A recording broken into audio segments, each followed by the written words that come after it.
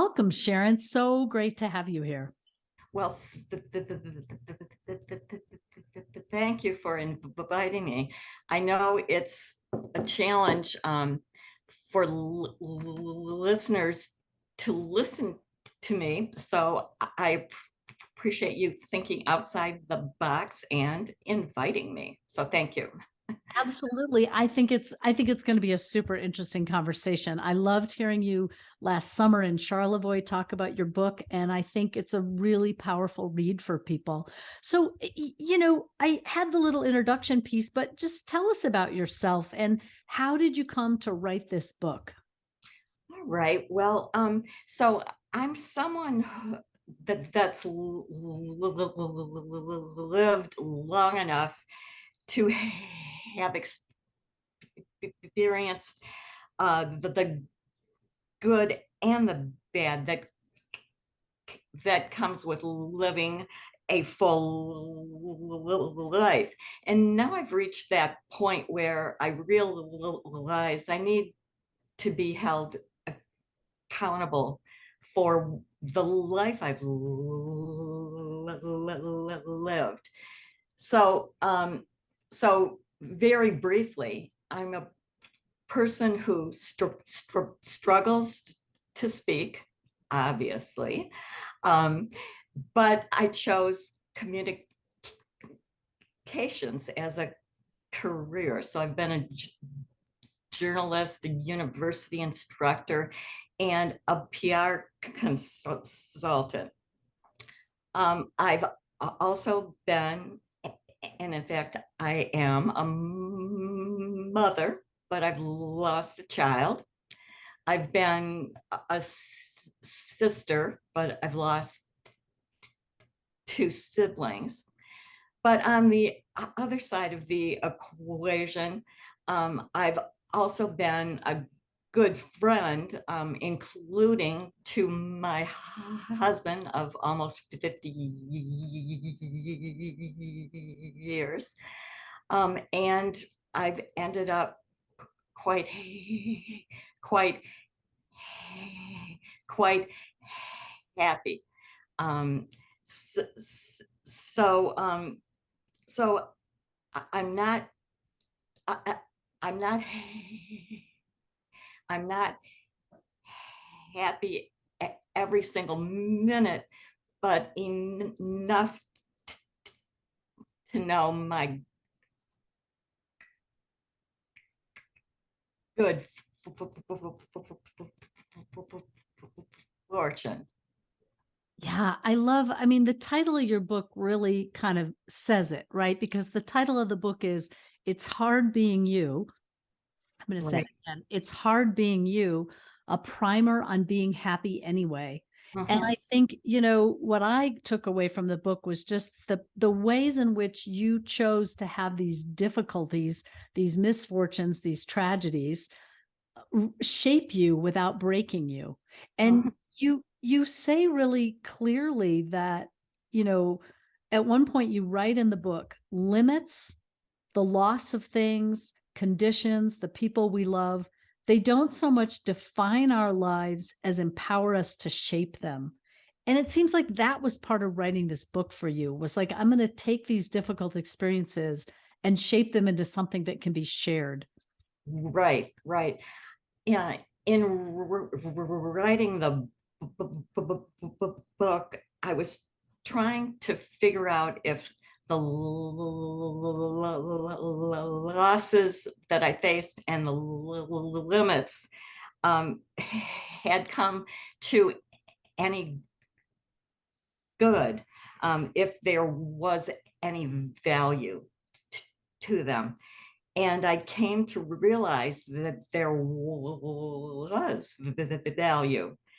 And so essentially, it was a process of answering the question, number one, you lived. So what? The second question was, you lived, who cares? And so I knew I needed to specify what the so what of my life was. And when I started thinking about that, I first thought about the death of my daughter Jessica, who was 25 when she suffered an epileptic seizure and drowned. And the second thing I felt I needed to write about was the death of my sister, who was 46 when she jumped, I think, believing she could fly from a bridge in Taos, New Mexico. Um, so researchers say that bad experiences have twice the effect of good experiences on us. So we need to consider the way these bad experiences affect us. We need to figure out what they've meant to the trajectory of our life. As for the who cares question, I knew I had to make sure my children, I have three other children, knew something about the amazing resilience of humans. And I put myself forward as exhibit A in terms of that. Yeah, I love that. You say that so clearly. Like, I'm writing this book for my children. So Right, they understand the resilience of humans, how these terrible things can happen and we come through them. And right, you mentioned that as you started out writing, you thought you really didn't need to include your stutter. You thought, well, these two traumatic things happen and I'm going to write about these experiences. And you wrote, I initially tried to tell this story without acknowledging the lasting limitation of my own life, my stutter. I thought I was avoiding self-absorption, but in fact, I was being less than brave. I thought that was such a powerful part. And, we hear this kind of as a adage or whatever, like start with yourself, that's the important thing. What's your experience? But I think it's really powerful that you first thought, well, that's just a thing. Why do I have to write about that? And it turned out to be central to the story. right, right. What I didn't fully understand at the outset when I first sat down to write was that the perception that my perception of my life story was not complete, which is a really hard realization when you realize I'm not seeing it all. And that's because I excluded the most persistent challenge of my life, and that's living with a severe stutter. Because I didn't want stuttering to define my life, I totally ignored it as being a, a, a, a force in my life. And that was a huge mistake because that's where I learned to live. So, so to address it, to address my stutter, I had to define my own terms. In my book, I don't use the word limitations. I use the phrase, the limits that I faced. And there's a subtle but important difference between those two terms. A limit is imposed on us from the outside. It's the furthest they'll let you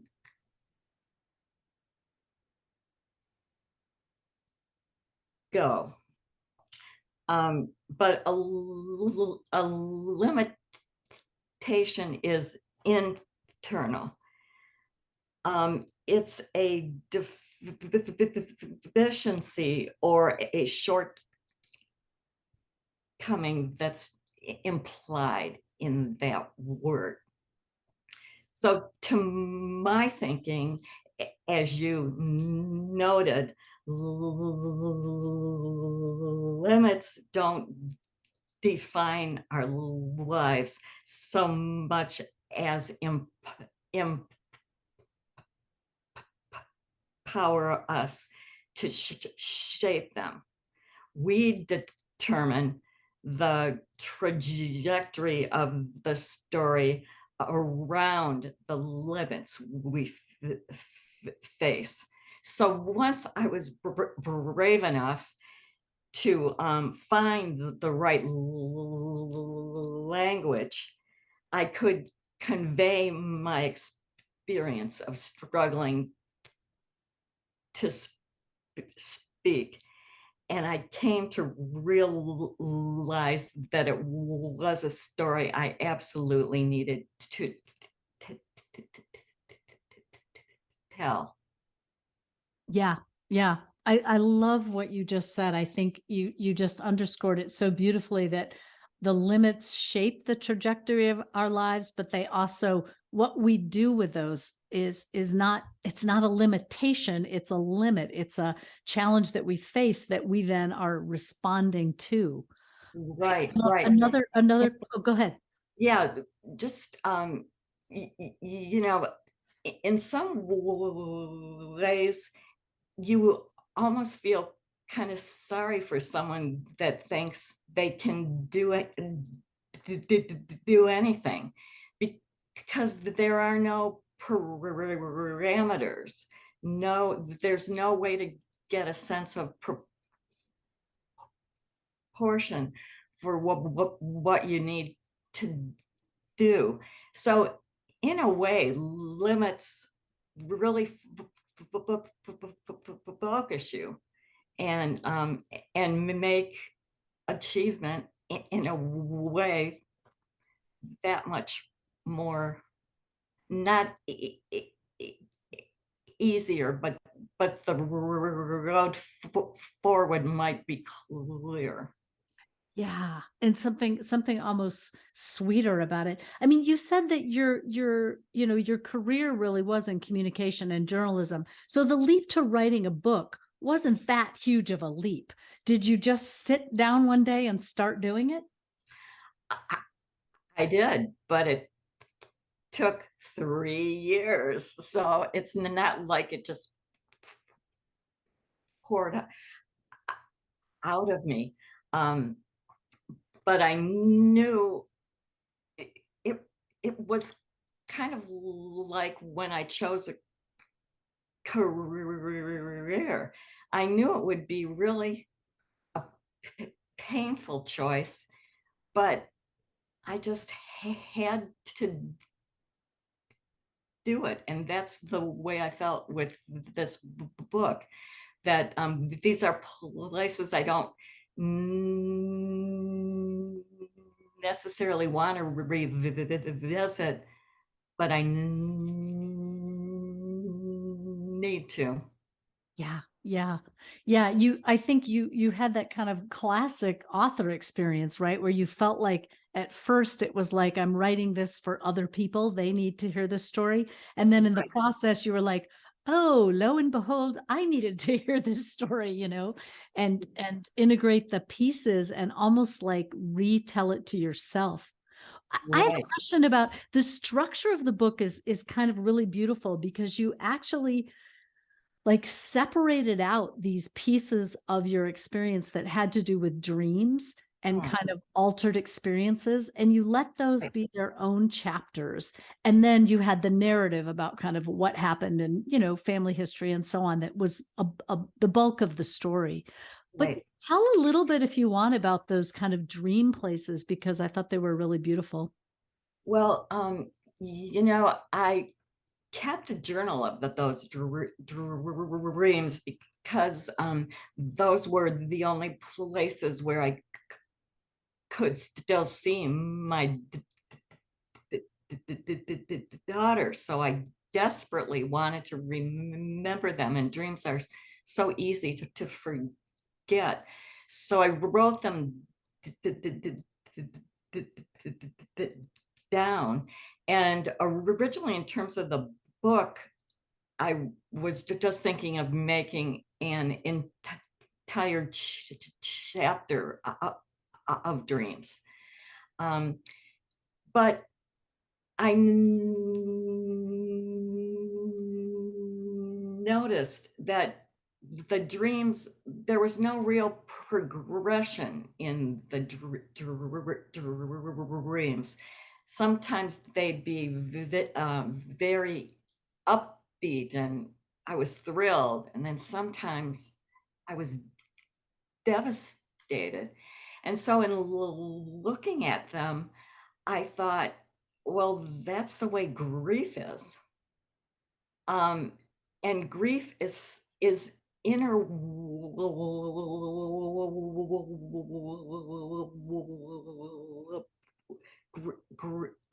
grief is interwoven into your life. And so that's the way I structured the book, that this narrative occurred, and then the dream, and then some more narrative.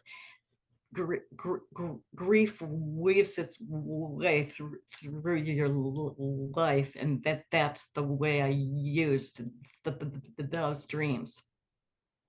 Beautiful. That's so neat. I think it would have been almost easy to keep those private, to somehow be like, that's my private dream space. And Mhm. instead, you found a way to have them touch the narrative in a way that I think gives the reader insight into you, and also these glimpses of your daughter, for example, or just other pieces of how the story and how the grief was moving in you. It's Right, and they are for sure a huge part of the grief story, and of the trajectory out of grief. So Yeah, they were yeah, very important to the story. yeah. You received an award for this. Can you tell us about that? Yes, my book has been named a 2023 Michigan notable book, and it's been a wonderful thing because it's expanded the audience for what I have to say, which is an incredible honor. Um, and I feel a profound responsibility to communicate something of value, and the limits that stuttering puts on me, it takes great energy for me to speak, and I know for people to listen. Um, but it means I need to make sure every single word counts, because I can't afford to struggle to say something that doesn't mean anything. And I also feel a responsibility for expanding our knowledge of human diversity. People like me can struggle to speak and still be worth listening to. And I need to get that message out. Said so beautifully, Sharon. I just can't even say. Thank I'm you. hugely grateful for your willingness to be on, I started to say be on the radio. I always want to call this radio, be on a podcast. And I know you did TV interviews in Michigan. And I can imagine that that takes an intense amount of, God, is courage like too cheesy of a word? It just feels like it would take perseverance, and some Right, kind of, okay, I'm going to do this, that's a challenge. So right. But we really do need to improve our appreciation for human diversity, and I want to be a part of that. So yeah, it's that's very amazing. exciting. I Yeah. just had another podcast conversation with someone about disability at the end of life. And we were talking about Oh, the range of what people's needs are when they come with a disability at the end of life, and how the medical team or the hospice team doesn't always know what to do. And how might there be, some additional training? And the number one thing she talked about was the importance of communication. And if there's challenges with communication, for a person at the end of life, that's then you have to find other ways to communicate than oh, the straightforward what you expect. And so I think about stuttering as being sort of in that category of, how do you make space for that? How do you expand your understanding? And like you said, make room for diversity of humans. right. Well, so in those instances, would the patient be unable to speak? Is that what you mean, or what? She was talking partly about situations where people maybe lose communication or Mhm. they have less communication. And so maybe the medical team that's used to talking to the patient actually needs to talk to the caregiver who knows how to read the subtle cues. Oh, And okay. so are they ready to pivot in that way? Can they do that? Does the person respond just by blinking? And can the medical team slow down in order to hear what the client slash patient is trying to say in maybe Right, alternative ways? right. I think another aspect of that is that if a person does lose their ability to speak, um, speech is such an important part of who we are. Words are a uniquely human form of communication, and when that they escape us, it's a loss, that I think we struggle with. I know I've struggled with. The man who wrote the forward to my book, Steve Gleason, is a former NFL player, now living with ALS. And Steve can't move, let alone speak. But when he was first diagnosed in 2011, he started to bank to bank his speech so that computers can learn how he speaks, which is important to each of us. It's intricately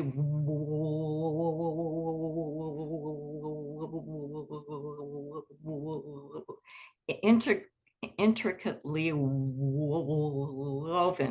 into our identity. So now, even though a computer speaks for Steve, it's with some of Steve's own voice and inflection, which is incredible. So That is I incredible, love Sharon. that story. That's a gorgeous story. In fact, that was another quote that I had written down from your book. Speech is tightly woven into identity. And I love that you pull out both speech and then also the limits and the loss of things. Mhm. Well, thank you so much, Sharon, for coming on today and sharing your story, telling us about your book. You can find out more about Sharon and her work at Sharon-Emery. That's Emery, Sharon-Emery.com. And you can find out more about the work I do at bestlifebestdeath.com. Thanks again, Sharon. Great. Thank you.